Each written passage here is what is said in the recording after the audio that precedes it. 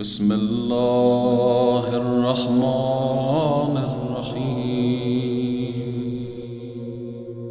مولاي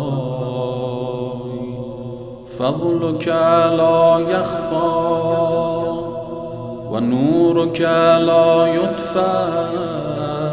مولای من، فضل تو مخفی نمیماند و نورت خاموش نمیگردد. و ان من جحدك الظلوم الاشقى. با آنکه تو را انکار کند ستمکار و بدبخت است. مولاي انت الحجة على العباد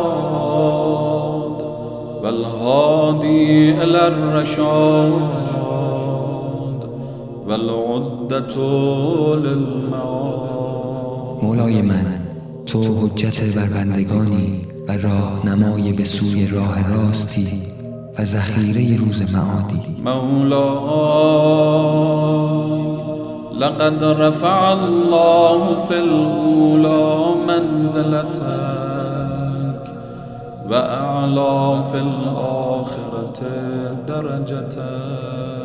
مولای من، خدا مقامت را در دنیا بلند کرد و درجت را در آخرت والا گردانید. من كنت مولى علي